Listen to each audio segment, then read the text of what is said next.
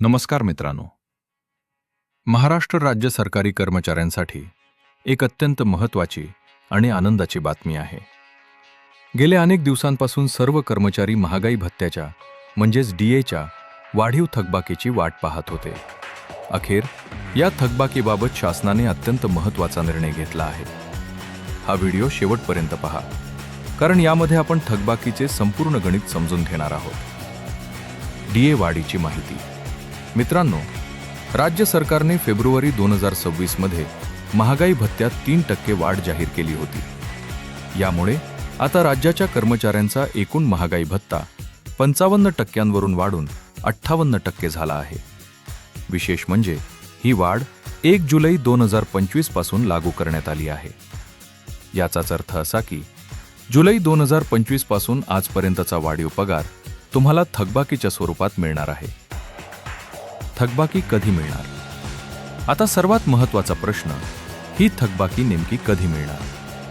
शासनाच्या निर्णयानुसार जुलै 2025 ते ऑक्टोबर 2025 या 4 महिन्यांची वाढीव थकबाकी मार्च 2026च्या पगारासोबत रोखीने दिली जाणार आहे.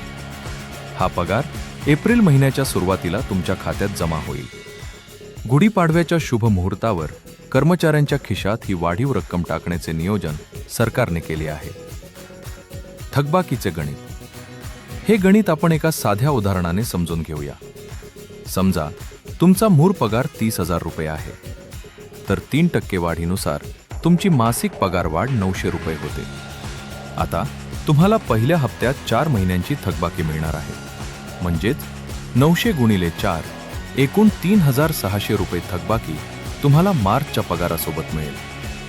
तुमचा मूळ पगार जितका जास्त असेल तितकी ही रक्कम मोठी असेल. जुलै ते ऑक्टोबरची थकबाकी आता मिळत असली तरी नोव्हेंबर 2025 ते फेब्रुवारी 2026 या कालावधीतील उर्वरित थकबाकीसाठी शासन लवकरच स्वतंत्र आदेश काढणार आहे. ती रक्कम देखील येत्या काही महिन्यात टप्प्याटप्प्याने तुमच्या खात्यात जमा होईल. मित्रांनो, ही माहिती तुम्हाला कशी वाटली? कमेंटमध्ये नक्की सांगा.